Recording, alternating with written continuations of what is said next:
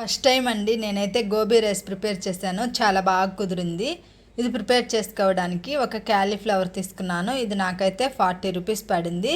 ఇలా వీడియోలో చూపించిన విధంగా కొంచెం పెద్ద ముక్కలే కట్ చేసి ఒక ప్లేట్లో పెట్టుకున్నాను. ఇవి క్లీన్ చేసుకోవడానికి ఒక గిన్నెలో వాటర్ తీసుకొని స్టవ్ మీద పెట్టేసుకొని కొంచెం సాల్టు కొంచెం పసుపు వేసి ఈ నీటిని బాగా తెరల కాగించుకొని ఆ తర్వాత స్టవ్ ఆపేసి ఈ నీటిలో క్యాలీఫ్లవర్ ముక్కలు వేసి 10 నిమిషాలు పక్కన పెట్టుకోవాలి.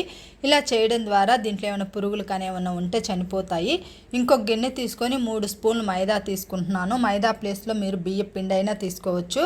2 స్పూన్లు కార్న్ఫ్లవరు, మనకి కారం ఎంత కావాలనుకుంటామో అంత కారము, జీలకర్ర పొడి, ధనియాల పొడి, గరం మసాలా 1/2 టేబుల్ స్పూన్ లెక్క తీసుకున్నాను. రుచి సరిపడినంత సాల్ట్ వేసి మొత్తం మిక్స్ చేసేసి కొంచెం కొంచెంగా వాటర్ పోసుకుంటూ వీడియోలో చూపించిన విధంగా కొంచెం గట్టిగానే పిండిని కలిపి పక్కన పెట్టుకోవాలి. ఇప్పుడు ఈ క్యాలీఫ్లవర్ ముక్కల్ని ఇలా వడపోసుకుంటున్నానండి. ఇలా వడపోసుకొని 5 నిమిషాలు అంతే ఉంచేసుకొని నీరంతా వడిచిపోయిన తర్వాత ఈ ముక్కలని ఈ పిండిలో వేసేసి ఈ పిండి ఈ ముక్కలకు పట్టేలాగా మొత్తం కలుపుకోవాలి. చూడండి వీడియోలో చూపిస్తున్నాను కదా.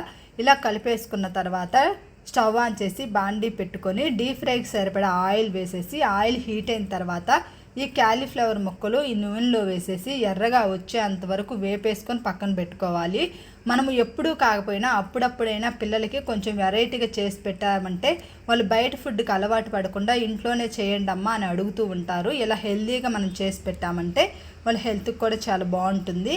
ఇప్పుడు ఇంకొక బాండీ పెట్టేసుకొని స్టవ్ మీద 2 స్పూన్లు ఆయిల్ వేసి ఆయిల్ హీట్ అయిన తర్వాత ఒక ఉల్లిపాయని సన్నని ముక్కలుగా కట్ చేసి వేసుకున్నాను. ఒక పచ్చిమిర్చి, కొంచెం అల్లం తురుము వేసుకున్నాను. చిన్నుల్లిపాయ ముక్కలు, క్యారెట్ ముక్కలు, కొంచెం కరివేపాకు వేసి ఇవన్నీ పచ్చివాసన పోయేంత వరకు ఫ్రై చేసుకొని ఈ గోబీ ముక్కలు ఉన్నాయి కదా అవి కూడా వేసి 2 మినిట్స్ ఫ్రై చేసుకొని రైస్ మనకి ఎంతైతే కావాలనుకుంటామో అంత రైస్ వేసేసుకొని రుచికి సరిపడినంత సాల్టు, కొంచెం మిరియాల పొడి కూడా వేసేసి హై ఫ్లేమ్ మీద మంట పెట్టుకొని 2 నిమిషాలు టాస్ట్ చేసుకున్నామంటే వేడి వేడి గోబీ రైస్ అనేది ప్రిపేర్ అయిపోయిందండి. చివరిగా కొత్తిమీర వేసేసుకొని గార్నిష్ చేసుకొని ఉల్లిపాయతో తింటుంటే ఈ చల్లని వాతావరణంలో చాలా బాగుందండి. Thanks for watching.